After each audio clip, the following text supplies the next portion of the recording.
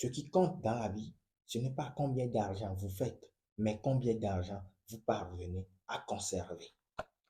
Que vous soyez étudiant, salarié, entrepreneur ou juste une personne qui cherche à augmenter ou à atteindre la liberté financière, tout comme moi, cette vidéo, elle est faite pour vous. Car je vais vous partager les 10 leçons que j'ai apprises en lisant Père riche, Père pauvre de Robert Kiyosaki. Mais surtout, il faut noter que ces leçons ont permis à Robert et à son ami Mike d'atteindre la liberté financière dans leur jeunesse et surtout à 2 millions d'individus par le monde de l'atteindre aussi en appliquant ces leçons-là. Surtout pour ne rien manquer, on est parti. La première des leçons, la toute première des leçons que j'ai apprises en lisant Père riche, Père pauvre, c'est que time is not money. Lorsque j'étais au collège, même encore au lycée, même encore dernièrement, je disais que le temps, c'est de l'argent. Certes, le temps, c'est de l'argent, mais pas de l'argent papier. C'est la monnaie de notre vie. Le temps égale notre vie. Ce qui veut dire que le temps finit, notre vie finit. Une fois qu'on aura fini de dépenser l'argent de notre vie qu'est le temps, on ne va plus faire partie de ce monde-là. Ce qui fait que lorsqu'on parvient à comprendre l'importance du temps, toutes les actions qu'on va faire sont faites dans le but de nous permettre à nous d'atteindre nos objectifs, de permettre à nous d'aller de l'avant, de permettre à nous que chaque pas que nous allons faire va faire en sorte que quelqu'un va se souvenir de vous. C'est ce qui nous mène vers la deuxième des leçons que j'ai apprises et que on ne travaille pas pour de l'argent, mais pour apprendre. Parce qu'une fois que vous allez comprendre cette importance-là du temps, vous allez faire en sorte que, comme je l'ai dit, toutes les actions que vous allez faire vont vous permettre d'atteindre vos objectifs. Je ne sais pas si vous comprenez. Du coup, lorsque vous comprenez qu'on ne travaille pas pour de l'argent, mais pour apprendre, vous allez commencer par changer de mentalité. Parce que Robert nous expliquait que lorsqu'il était revenu de l'armée, il travaillait chez, comment dire, une entreprise qui vendait des imprimantes. L'objectif pour lui n'était pas d'avoir une source de revenus, non. Son objectif principal était d'apprendre à vendre, comme leur avait appris leur père riche. C'est d'acquérir de nouvelles compétences dans le domaine de la vente. Mais pour acquérir de nouvelles compétences dans le domaine de la vente, il devait aller se former chez les meilleurs. Et les meilleurs à son époque en Amérique, c'était cette entreprise-là qui vendait les imprimantes. Du coup, pour acquérir ces compétences-là, il est parti travailler pour eux. Et non seulement il a pu gagner de l'argent, c'est-à-dire avoir une source de revenus, mais aussi profiter tout au passage d'acquérir de nouvelles compétences qu'il a pour la vie.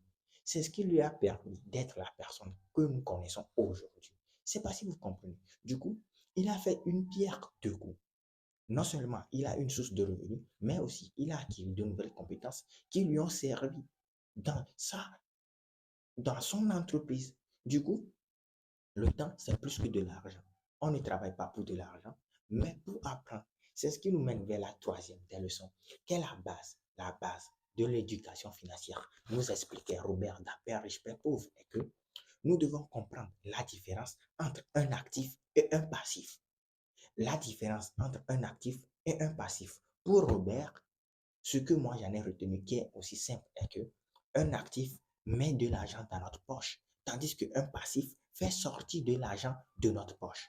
Un actif met de l'argent dans notre poche et un passif fait sortir de l'argent dans notre poche. C'est aussi simple que cela.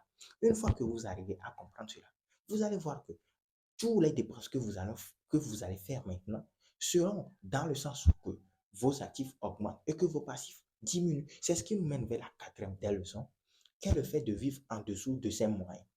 De vivre en dessous de ses moyens.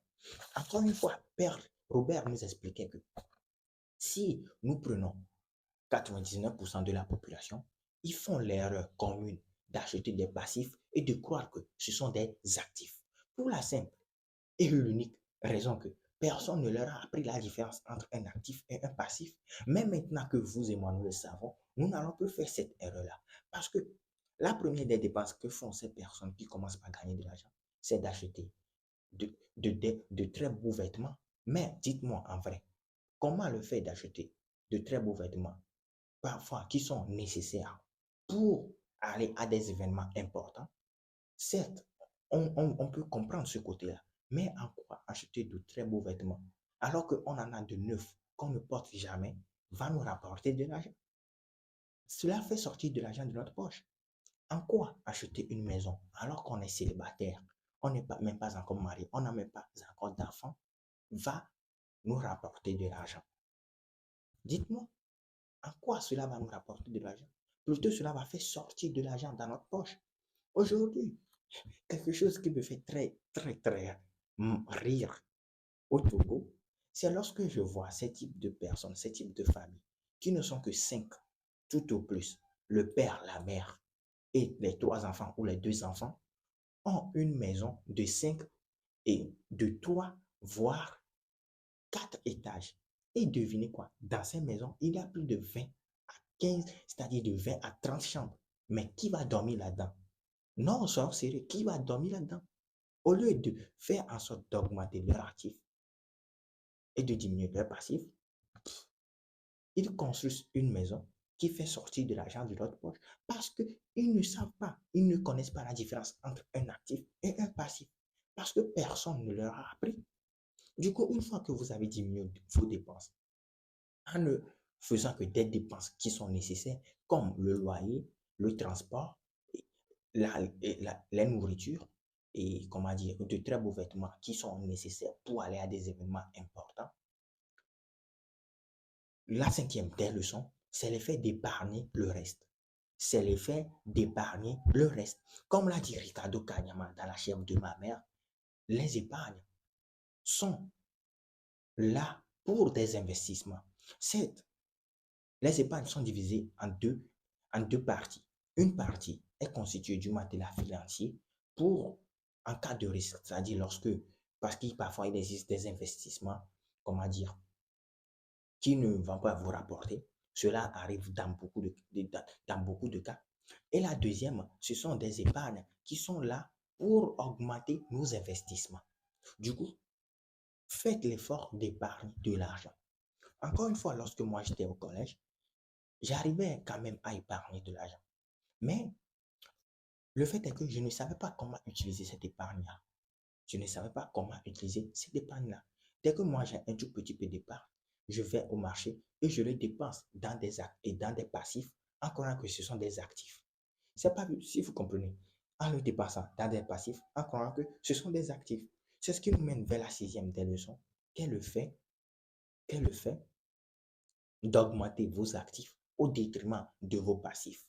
Augmenter vos actifs au détriment de vos passifs. Une fois que vous avez compris la différence, qu'est la base entre l'actif et un passif, et que vous vivez maintenant en dessous de vos moyens, et que vous y arrivez à faire de l'épargne, maintenant, vous devez faire en sorte que votre épargne puisse vous rapporter de l'argent.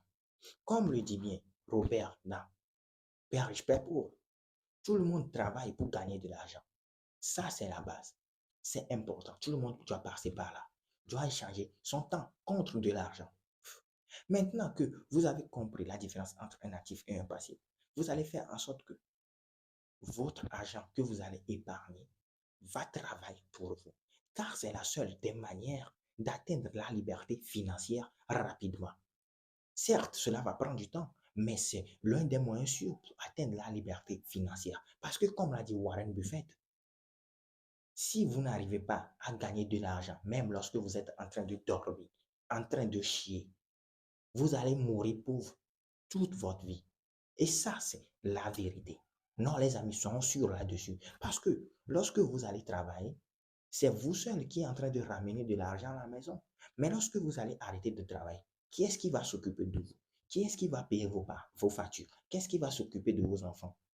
Certes, il y a des moyens par lesquels on passe pour planifier tout ça. Mais l'un des moyens sûrs pour le faire, c'est d'augmenter ses actifs au détriment de ses passifs. Mais lorsqu'on commence de zéro, de presque rien, comme de quelqu'un comme moi, Ce que j'en ai retenu à travers les formations, les cours, les livres que j'ai eu à lire, les podcasts que j'ai eu à écouter, l'information qui venait à chaque reprise, c'est d'investir en nous-mêmes au premier lieu. C'est d'investir en nous-mêmes au premier lieu. Parce que Robert disait que il est stupéfait de voir des gens qui n'ont aucune éducation financière, mais qui cherchent à investir.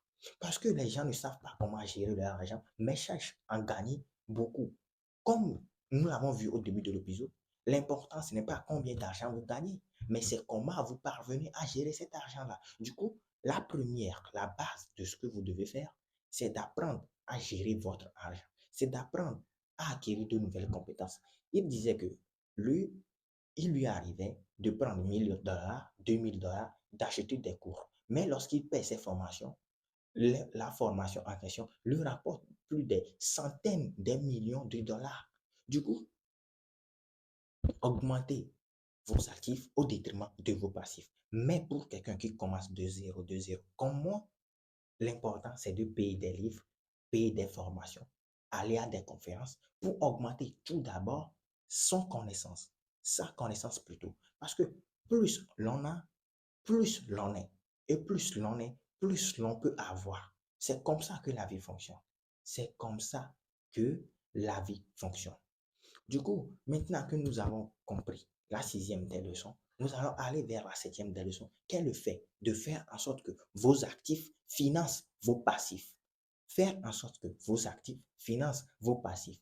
Dans l'une de mes exemples que je donnais, lorsque la personne s'aide à construire une maison, maintenant, lorsqu'il ne va plus au travail ou est à la retraite, qui est-ce qui va s'occuper de sa maison? Qui est-ce qui va s'occuper de ses enfants? Qui est-ce qui va s'occuper de ses besoins? Non, dites-moi la vérité. Qui est-ce qui va faire tout ça là pour lui? Ce qui veut dire que, certes, il a très bien travaillé au cours de sa vie, mais n'a pas planifié tout cela. N'a pas planifié tout cela. Il n'a pas planifié tout cela. Et loin de moi sûr que Robert nous disait que lui, il préférait ou aimait investir, faire en sorte que ses actifs financent ses passifs, c'est le fait d'investir dans l'immobilier, à la bourse, dans des entreprises. C'est ce que lui disait qu'il aimait faire. Du coup, une fois que vous êtes en train d'augmenter vos actifs au détriment de vos passifs, que ce soit par le fait d'investir à vous, vous-même, vous allez finir par découvrir des moyens par lesquels vous pouvez tout au plus augmenter vos actifs au détriment de vos passifs. Maintenant, c'est la septième des leçons. La huitième des leçons qui me parle et qui me parle encore, c'est le fait de vous payer en premier. C'est le fait de vous payer en premier. Il disait que son père riche lui a appris que il faut toujours se payer en premier. Toujours se payer en premier. La raison, elle est simple. Lorsqu'on se paie en premier, que l'argent soit, comment dirais-je, que les revenus soient beaucoup ou moins, cela va vous permettre à votre cerveau de trouver d'autres moyens pour augmenter vos actifs. C'est-à-dire que lorsque vous serez au pied du mur, lorsque vous allez vous payer en premier, alors que vous avez des employés à payer, vous avez des impôts à payer, vous avez des gens à qui vous devez de l'argent, cela va vous mettre le feu au cul de tel point que vous-même, vous allez chercher d'autres moyens pour augmenter vos actifs. C'est ce qui va vous permettre non seulement d'augmenter vos actifs, mais aussi d'augmenter vos sources de revenus. D'augmenter vos sources de revenus. Du coup, la neuvième des leçons qui me plaît là-dedans, c'est le fait de prendre des risques. Parce que vous devez noter ceci, qui risque rien n'a rien, qui donne rien n'a rien. Plus l'on donne, plus l'on a. Du coup, vous devez faire en sorte de prendre des risques. Vous devez faire en sorte de prendre des risques. Parce que il disait que si vous ne prenez pas des risques, vous restez dans votre zone de confort. Parce que toute notre vie, lorsqu'on était à l'école, on nous a dit de ne pas prendre des risques. Parce qu'on dit que lorsqu'on va prendre des risques, on va perdre. Mais, comme l'a dit Samuel Eto'o, ce sont les meilleurs qui échouent. Et ce que moi j'en ai retenu est que, à force d'échouer, à force d'essayer, on finit par trouver la meilleure des façons de le faire. Et c'est ce qui fait que on appelle ceux qui échouent des meilleurs. La dernière des dixièmes des leçons que j'en ai retenues est que c'est vraiment le fait d'être généreux. C'est le fait d'être généreux. Le fait d'être généreux. Robert nous disait que lorsque lui, il attendait ou voulait quelque chose dans sa vie, tout ce qu'il faisait, c'est de donner aux gens qui sont vraiment, vraiment dans le besoin.